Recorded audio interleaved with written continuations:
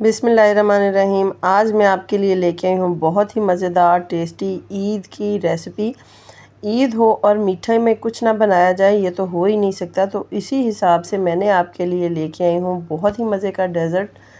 आप बनाएंगे, आपको ज़रूर पसंद आएगा। अस्सलाम वालेकुम व्यूअर्स, खुश रहें, आबाद रहें। चलें जी, आज की हम अपनी रेसिपी स्टार्ट करते हैं।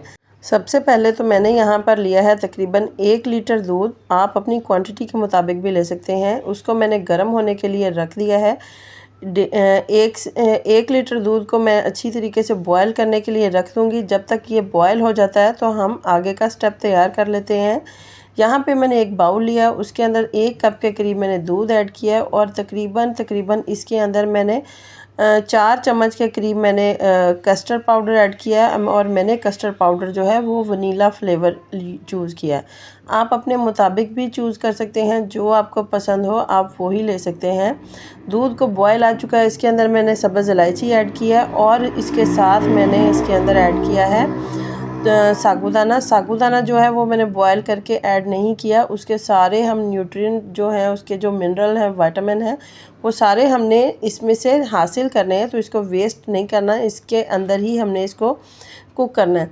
साबूदाना को दूध के अंदर हम इतना कुक करेंगे, ये बॉयल होता जाएगा, साथ में दूध गाढ़ा भी हो जाएगा इससे। और दूसरा ये होगा कि ये जो साबूदाना के जो दाने हैं वो क्रिस्टल फॉर्म में जब आना शुरू हो जाएंगे तो इसका मतलब कि साबूदाना पक चुका है।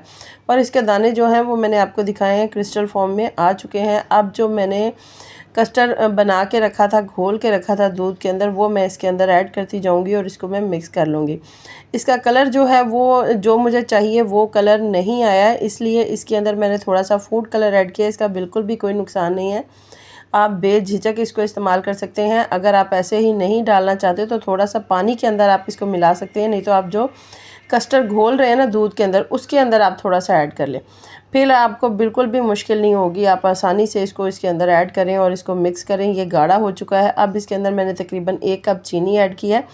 याद रहे 1 लीटर दूध था, उसके अंदर आधा कप मैंने साबूदाना ऐड किया है और इसके अंदर मैंने 4 से 5 चम्मच के करीब कस्टर्ड पाउडर ऐड किया है। कस्टर्ड पाउडर ऐड करने के बाद मैंने 1 कप मैंने इसके अंदर ऐड कर दिया चीनी। ये तैयार हो चुका है, इसको हम ठंडा करने के लिए रख देंगे।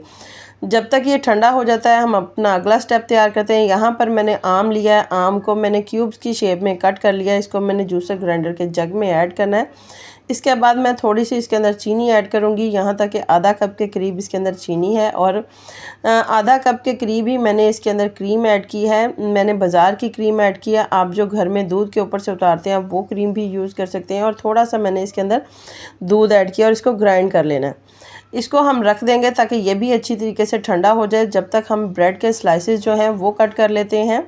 यहाँ पर मैंने ब्रेड के स्लाइसेस जो हैं वो उनके मैं साइडें जो हैं वो मैं छुरी की मदद से मैं सारे किनारे रिमूव कर दूँगी। रिमूव करने के बाद छुरी की मदद से हम ब्रेड के स्लाइस जो हैं वो दरमियान से हम कट लगाएंगे, तो इनको 4 हिस्सों में डिवाइड कर लेंगे। एक ब्रेड के स्लाइस के हम 4 पीस करेंगे। ये देखें, ये इस तरीके से मैंने पीसेस तैयार कर लिए और ये शेप है। इसी तरीके से बाकी सारी ब्रेड भी हमने तैयार कर लेनी है। अब मैं आपको बताती हूँ कि इसको हमने सर्व किस तरीके से करना है। सबसे मेन पॉइंट है इसको सर्व करने का, कुकिंग का तो इतना ज़्यादा नहीं है। ये देखिए, यहाँ पर मैंने नीचे रखे हैं ब्रेड के स्लाइसेस।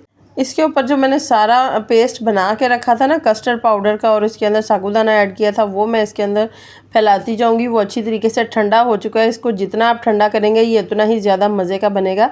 सारा एक लेयर इसके ऊपर फैलाने के बाद इसके ऊपर अब मैंने ऐड की हैं थोड़े से, मैंने फिर ब्रेड के स्लाइसेस ऐड किए हैं। ब्रेड के स्लाइसेस ऐड करने के बाद दोबारा से हम इसके ऊपर कस्टर्ड का जो पेस्ट है वो इसके ऊपर फैला देंगे। इसके ऊपर अब आप ड्राई फ्रूट्स भी ऐड कर सकते हैं, लेकिन मैंने ड्राई फ्रूट नहीं ऐड किए अभी। अब यहाँ पर मैंने कुछ जो ब्रेड बच गई थी उसके मैंने अच्छी तरीके से चूरा कर लिया है। चूरा करके आप इसकी जगह पर केक भी ले सकते हैं।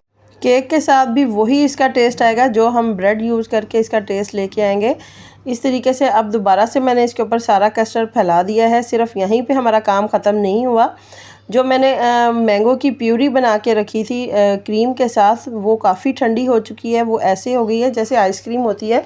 इसको आप जब इसके ऊपर ऐड करेंगे ना तो आपको बिल्कुल वैसा फ्लेवर आएगा जैसे कि आइसक्रीम का होता है। अब मैंने ये सारी लेयर इसके ऊपर फैला दी है। अगर आपसे चम्मच के साथ लेयर फैलाना मुश्किल लग रहा है तो आप इसको जो हमारा केक का जो क्रीम का जो बैग्स होते हैं ना, नोज़ल बैग्स, आप उसके अंदर भी इसको डाल के फिर दोबारा से इसके ऊपर फैला सकते हैं। फैलाने के बाद ये देखें, मैंने ड्राई फ्रूट्स जो हैं वो मैं सारी साइडों पर मैंने फैला दिए हैं।